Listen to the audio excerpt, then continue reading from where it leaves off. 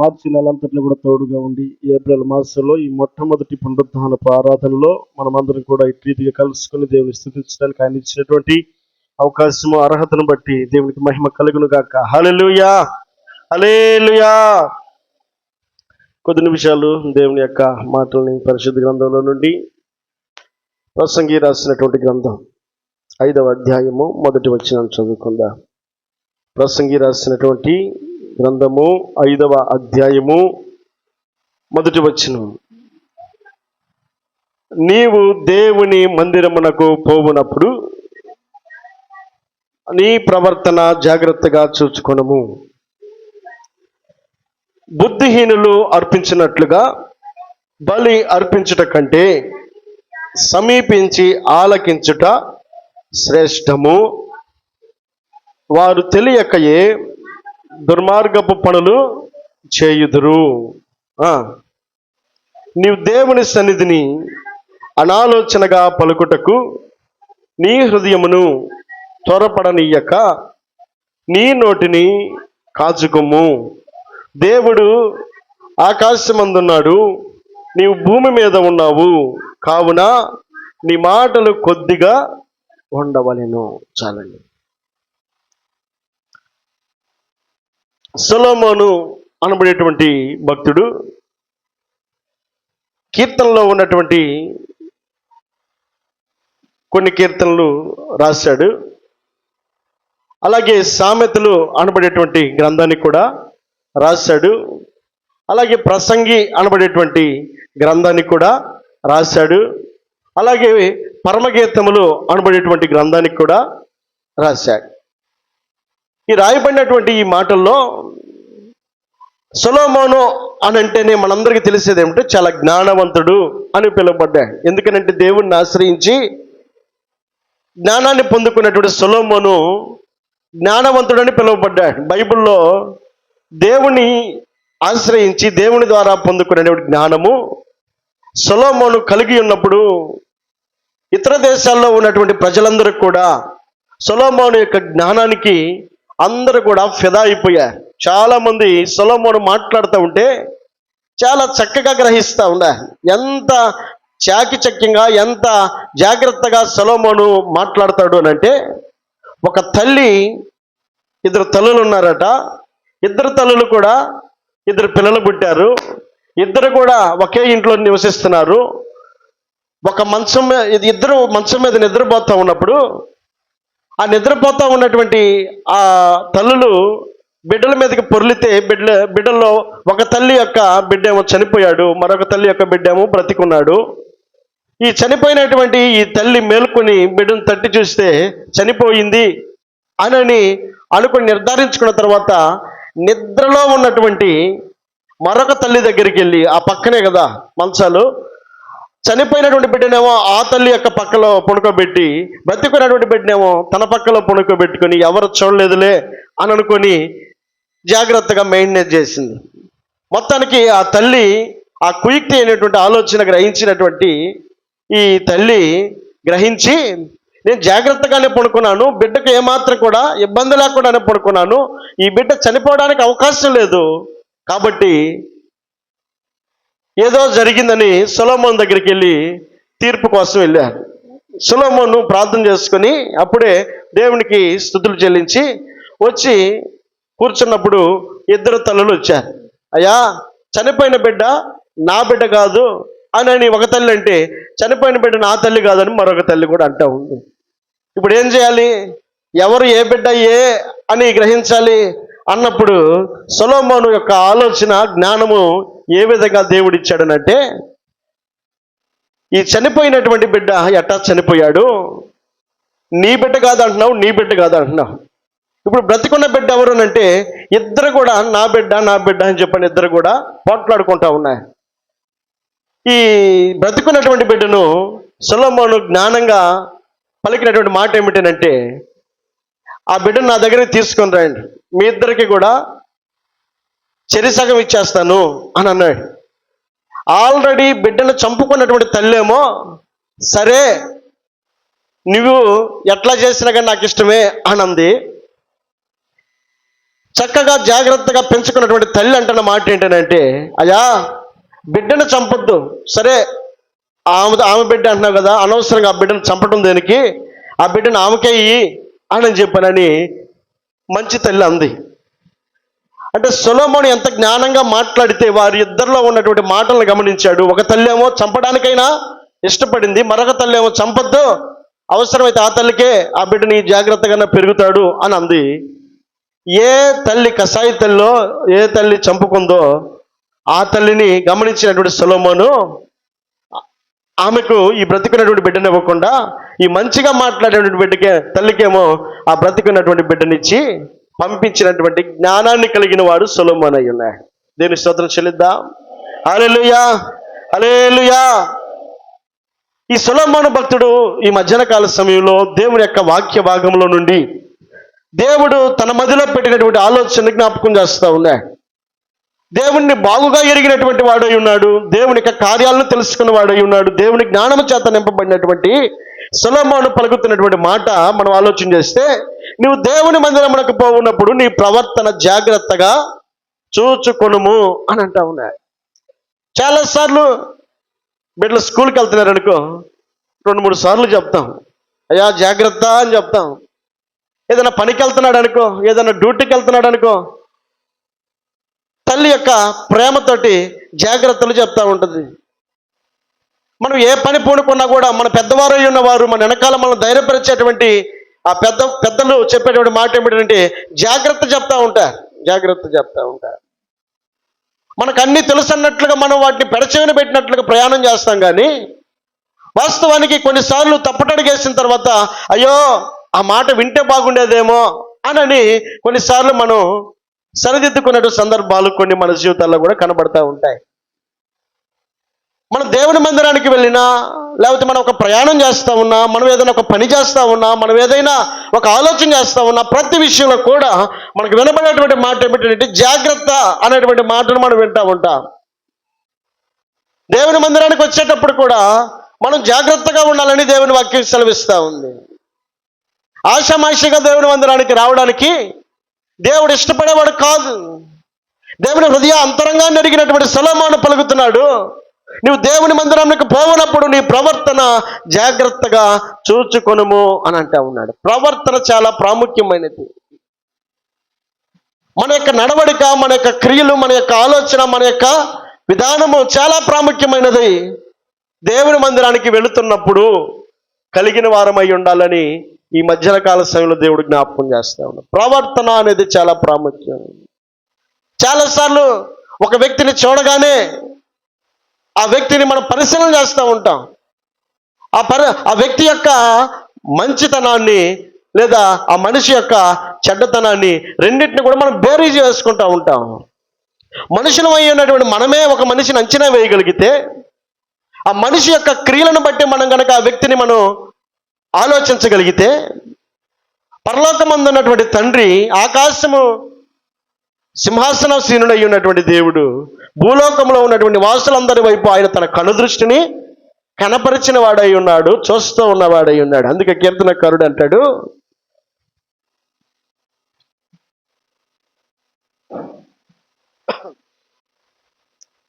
కీర్తన 33వ కీర్తన 13-14 వచనాలు. కీర్తనలు 33, 13, 14 వచనాలు. యెహోవా ఆకాశముల నుండి కనిపెట్టుచున్నాడు, ఆయన నరులందరినీ దృష్టించుచున్నాడు. తానున్న నివాస స్థలముల నుండి భూలోక నివాసులందరి వైపు ఆయన చూచుచున్నాడు.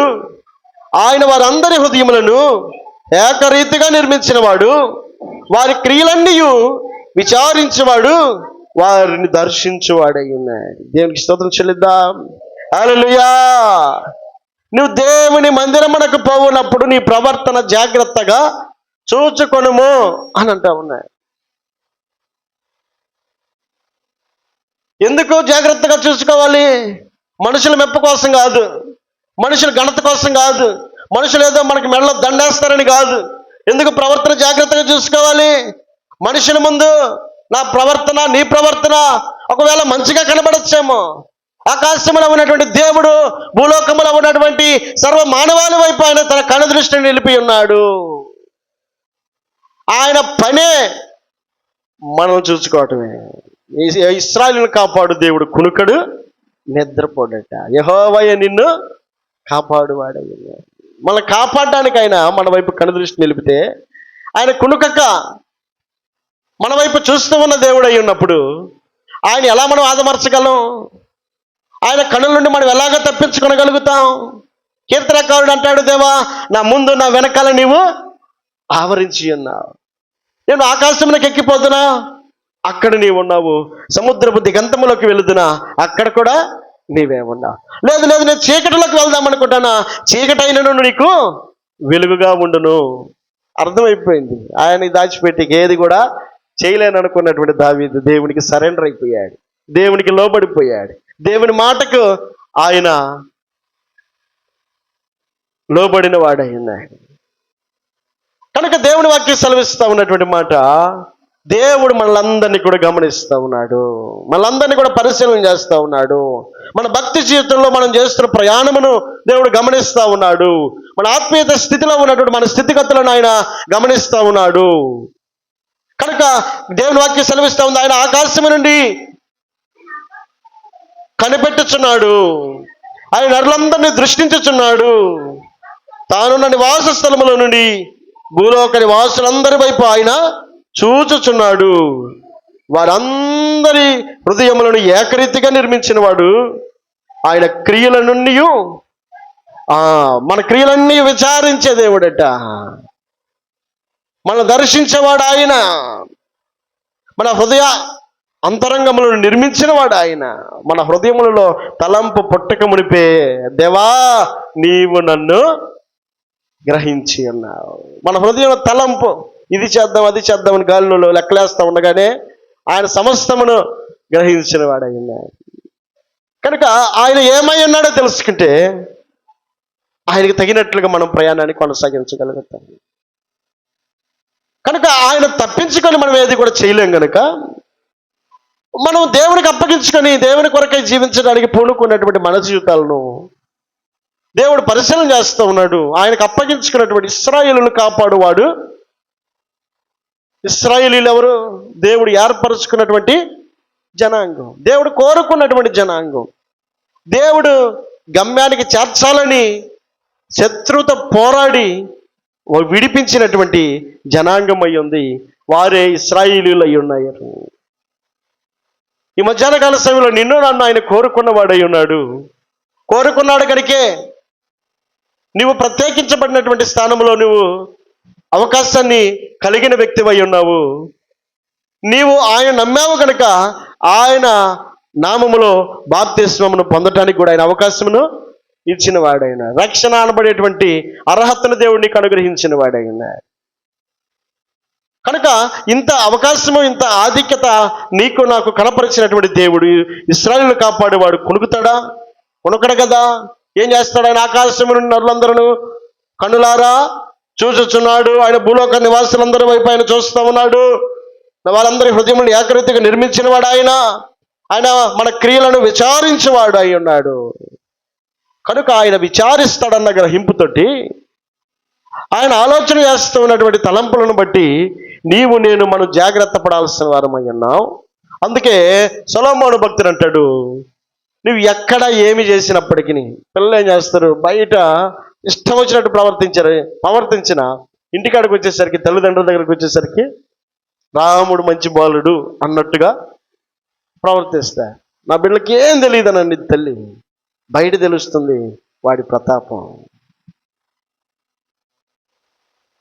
ఇంటి దగ్గరికి వచ్చేసరికి ఎంత మౌనంగా ఎంత పద్ధతిగా ప్రవర్తిస్తాడు. నీ ప్రేమను పొందుకోవడానికి చాలా జాగ్రత్తగా అడుగు వేసేటువంటి ఆ జ్ఞానాన్ని కలిగి ఉన్నప్పుడు, చిన్న పిల్లడికి తెలిసిన జ్ఞానం ఈ మధ్యాహ్న కాల సమయంలో దేవుడు జ్ఞాపకం చేస్తున్నాడు. ఇది దేవుని యొక్క ఇల్లు, దేవుడు నివసించే స్థలం, ఆయన ఆరాధించే స్థలం. కనుక ఆ స్థలానికి నీకు నాకు మనందరికీ అవకాశం ఇచ్చినటువంటి దేవుని యొక్క ఆహ్వానమును పొందుకున్నటువంటి మనము దేవుని సన్నిధిలోకి వస్తున్నాము కనుక దేవుని వాక్యం సెలవిస్తూ ఉంది. ఏమని? నీవు దేవుని మందిరమునకు పోవునప్పుడు నీ ప్రవర్తన జాగ్రత్తగా చూచుకొనుము. బుద్ధిహీనులు అర్పించినట్లుగా బలి అర్పించుట కంటే సమీపించి ఆలకించుట అదండి. బుద్ధిహీనులు అర్పించినట్టు బలి అర్పించుట కంటే, బుద్ధిహీనులు, జ్ఞానం లేనివారు, ఆలోచన లేనివారు బలి అర్పిస్తారు. ఏం ప్రయోజనం? హృదయం సక్రంగా లేదు, సరైనటువంటి భయము లేదు, భక్తి లేదు, అర్పణ మాత్రం ఇచ్చి ఏం ప్రయోజనం? కయ్యోనిచ్చాడు, ప్రయోజనాన్ని పొందగలిగాడా? సౌలు తను అనుకున్నాడు, మాట వినలేదు, కానీ అర్పణను మాత్రం ఇవ్వడానికి ఇదిగో ఈ కొవ్విన వాటన్నిటిని కూడా నీకేనయ్యా అని అంటున్నాడు. దేవుడు అంగీకరించాడా? అంగీకరించలే. దేవుని వాక్యం ఏమని సెలవిస్తూ ఉంది? బుద్ధిహీనులు అర్పించినట్లుగా. అంటే దేవుని యొక్క మాటను పెడచెవిని పెట్టి, దేవుని యొక్క వాక్యాన్ని పెడచెవిని పెట్టి, దేవుని యొక్క వాక్యానుసారమైనటువంటి జీవితాన్ని జీవించకుండా దేవుని మందిరంలోకి నీవు నేను ప్రవేశించి ఆయనకి అర్పించాలంటే ఏం అర్పిస్తాం? దేవానికి స్తోత్రం నాయన అని మనం పాటలు పాడినా, స్తుతులు చెల్లించినా, ప్రార్థన చేసినా, ఇక్కడ ఇది సరిగా లేనప్పుడు బుద్ధిహీనులతో పోల్చినటువంటి దేవుడు జ్ఞాపకం చేస్తున్నాడు. నువ్వు దేవుని మందిరానికి పోవునప్పుడు నీ ప్రవర్తన జాగ్రత్తగా చూచుకొనుము. ప్రవర్తన విషయంలో చాలా జాగ్రత్తగా ఆయన గమనించేవాడు. ఆయన ప్రవర్తన బాగా లేనప్పుడు ఏం చేస్తాడు? పక్కన పెట్టేస్తాడు. సౌలును దాచిపెట్టుకున్నాడా? ఏం చేశాడు? బయటికి పంపించేశాడు. ప్రవర్తన బాగున్నటువంటి దావీదును హక్కును చేర్చుకున్నాడు. ప్రవర్తన బాగాలేనటువంటి సౌలును పక్కకు ద్రోసేశాడు. జ్ఞాపకం చేస్తున్నాడు దేవుడు తన వాక్యం ద్వారా, బుద్ధిహీనులు అర్పించినట్లుగా బలి అర్పించుట కంటే హృదయము దేవునికి అంగీకార యోగ్యమైనదిగా సరిచేసుకుని సరిదిద్దుకొని దేవుని మందిరంలో మనం అడుగు పెట్టగలిగితే దేవుడు మనం ఇచ్చేటువంటి ప్రతి అర్పణ కూడా అంగీకరిస్తాడు. నువ్వు ప్రార్థన చేస్తావా? నువ్వు వాయిద్యాలు వాయిస్తావా? నువ్వు చేపలేస్తావా? దేవుని మందిరపు పని చేస్తావా? లేకపోతే ఇంకొకటి నీకు తోచినటువంటి పనులు చేస్తావా? నువ్వు ఏ పని చేసినా అంగీకరించేటువంటి దేవుని దృష్టికి నీ హృదయం సరైనదిగా కనబడినప్పుడు, బుద్ధిహీనులతో పోల్చబడినటువంటి ఆ మాటను గురించి ఆలోచన చేస్తే, అర్పించినట్లుగా బలి అర్పించుట కంటే నువ్వు 100 చేసిన ఏం ప్రయోజనం లేదట. నీవు దేవుని మందిరమునకు పోవునప్పుడు నీ ప్రవర్తన జాగ్రత్తగా చూచుకొనుము అని అన్నాడు. మన ప్రవర్తనను చాలా సునిశ్చితంగా పరిశీలన చేసే దేవుడు అన్నాడు. అందుకే దేవుని వాక్యంలో ఒక మాట జ్ఞాపకం చేసుకుందాం. ఎఫెసీయులకు రాసిన పత్రిక 4వ అధ్యాయం 22వ వచనం. ఎఫెసీయులకు రాసిన పత్రిక 4వ అధ్యాయం 22వ వచనం. కావున మునుపటి ప్రవర్తన విషయంలోనైతే మోసకరమైన దురాశ వలన చెడిపోవు మీ ప్రాచీన స్వభావమును వదులుకొని చాలండి. ఏమంటున్నాడు? నీవు నీ దేవుని మందిరములకు పోవునప్పుడు నీ ప్రవర్తన జాగ్రత్తగా చూసుకోమంటా ఉన్నాయి. ఇక్కడ మనం చదివిన మాటను చూసినట్లయితే మునుపటి ప్రవర్తన విషయంలోనైతే, ప్రవర్తన అనేది చాలా ప్రాముఖ్యమైనది అయి ఉన్నప్పుడు దేవుని దగ్గరికి వచ్చినప్పుడు, ఒకప్పుడు మునుపు అనంటే ఎరగనప్పుడు, తెలియనప్పుడు మనం చేసిన కార్యాలు ఏవైతే ఉన్నాయో, అప్పటి ప్రవర్తన ఏదైతే ఉందో, అప్పటి క్రియలు ఏవైతే ఉన్నాయో, అప్పటి యొక్క ఆలోచన విధానం ఎలా అయితే ఉందో వాక్యం సెలవిస్తుంది. మునుపటి ప్రవర్తన విషయంలోనైతే మోసకరమైన దురాశ వలన చెడిపోవు మీ ప్రాచీన స్వభావమును వదులుకొని. ప్రాచీన స్వభావము అంటే పాత యొక్క క్రియలు, పాత ఆలోచనలు, పాత నడవడిక, పాత తలంపులు, ఇవన్నిటిని కూడా దేవుడు యాక్సెప్ట్ చేయడానికి దేవుడు ఇష్టపడ్డం లేదు. అది నీ మాట ద్వారా కావచ్చు, లేకపోతే నీ క్రియల ద్వారా కావచ్చు. ఒకప్పుడు ఏం మాట్లాడామో మనకు తెలుసు, ఒకప్పుడు ఏమి క్రియలు చేసామో మనకు తెలుసు, ఒకప్పుడు ఎలా ప్రవర్తించామో మనకు తెలుసు. తెలియని వాళ్ళు ఎవరు కూడా లేరు. ఇక దాన్ని ఎడమరిచి చెప్పాల్సిన పని లేదు. కాబట్టి వాక్యం సెలవిస్తూ ఉంది, మునుపట ప్రవర్తన విషయంలోనైతే మోసకరమైనటువంటి దురాశ వలన చెడిపోవు. అదండి మునుపటి మోసకరమైనటువంటి దురాశ వలన మనం ప్రయాణించిన వారమే. ఆ దురాశలో మనం మోసపోతామని తెలుసు, నష్టపోతామని తెలుసు, దానివల్ల కలిగే ప్రయోజనం ఏమీ కూడా లేదని తెలుసు. అయినప్పటికీ అవకాశం ఇచ్చిన వారం అయి ఉన్నాం మునుపటి ప్రవర్తన విషయంలోనైతే. మరి ఇప్పుడు దేవుని మందిరానికి నువ్వు పోతున్నావు కనుక నీ ప్రవర్తన విషయంలో జాగ్రత్తగా చూసుకొని మన వాక్యం సెలవిస్తూ ఉంది కనుక మందిరానికి వస్తున్నటువంటి మనం రానప్పుడు ఇప్పుడు వస్తున్నాం కనుక ఇప్పుడు దాని కింద వచనంలో మీరు చేసేటువంటి ప్రతి పని యందు నూతన పరచబడిన వారై నీతియు యథార్థమైన భక్తి గలవారై దేవుని పోలికగా సృష్టింపబడిన నవీన స్వభావమును నవీన స్వభావాన్ని ధరించుకోవాలి. పై వచనంలోనేమో ప్రాచీన స్వభావమును వదులుకొని అని అన్నాడు, అంటే విడిచిపెట్టమన్నాడు. దాని తర్వాత వచనంలోనేమో ధరించుకోమంటున్నాడు. ఏవి ధరించుకోవాలో వేటిని వదులుకోవాలో. ఎందుకు అనంటే దేవుని ఎరిగాం గనుక, దేవుని మందిరానికి వెళ్తున్నాం గనుక, దేవుని కార్యాల్లో పాలు పంచుకుంటూ ఉన్నాము గనుక, దేవుని వాక్యాన్ని వింటూ ఉన్నాము గనుక మనకు దేవుడు ఇచ్చినటువంటి ఒక ఖండితమైనటువంటి ఒక ఆలోచన ఏమిటంటే నువ్వు వదులుకోవాల్సినటువంటి ఒకప్పుడు వాటి కొనసాగించినటువంటి వ్యక్తి అయి ఉండొచ్చేమో. దేవుడు కోరుకొని ఎన్నుకొని నీకు ఇచ్చినటువంటి అవకాశం, ఆధిక్యత, దేవుని మందిరంలో నివసించేటువంటి కృప కలిగినటువంటి నీవు చేయాల్సిన పని నువ్వు ధరించుకోవాల్సినవి ఉన్నాయి. ఆయన అంటాడు, మీ చిత్త వృత్తి యందు నూతన పరచబడిన వారై. మీరు చేసే ప్రతి పని విషయంలో నూతన పరచబడిన వారై. మనం ఏం పని చేసినప్పటికీ క్రొత్తదనం, దేవునికి అయిష్టమైనటువంటి కార్యాలను విడిచిపెట్టినటువంటి మనం దేవునికి ఇష్టమైనటువంటి కార్యాలు చేసేటువంటి పనిలో మనం నూతన పరచబడిన వారమై ఉండాలి. మునుపు పాత స్వభావము, ఇప్పుడు కొత్త స్వభావము. ఒకప్పుడు ఆయన మన హృదయంలో చేర్చుకొనక మునుపు మనకి ఇష్టమైనటువంటి ప్రవర్తనను కొనసాగించిన మనం ఆయన చేర్చుకున్న తర్వాత ఆయన కొరకైనటువంటి నూతన స్వభావమును కలిగిన వారమై ఉండాలట. అందుకే అంటాడు కదా, నీతియు యథార్థమైన భక్తియు గలవారై దేవుని పోలికగా.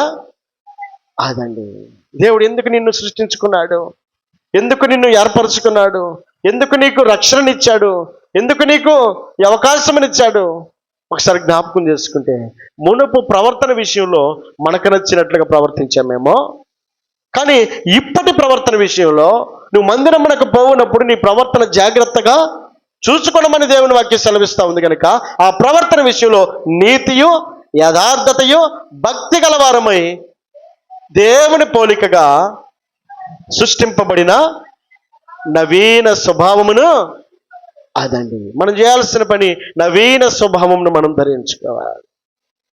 దేవుని మందిరానికి వెళ్తున్నటువంటి మనకు దేవుడు ఖండితమైనటువంటి ఒక ఆజ్ఞ, ఒక ఆలోచన, నవీన స్వభావం మనం ధరించుకోవాల్సిన వారమై ఉన్నాం. ప్రాచీన స్వభావము ఒకప్పుడు, ఇప్పుడు నవీన స్వభావములో అడుగుపెట్టిన మనం దేవుని క్రియలను దేవునికి మహిమకరంగా కొనసాగించే వారమై ఉన్నా. అందుకే కీర్తన సామెతల గ్రంథంలో అంటాడు 3వ అధ్యాయం 6వ వచనంలో, సామెతలు 3:6, నీ ప్రవర్తన అంతటి అందు ఆయన అధికారములకు ఒప్పుకొనుము.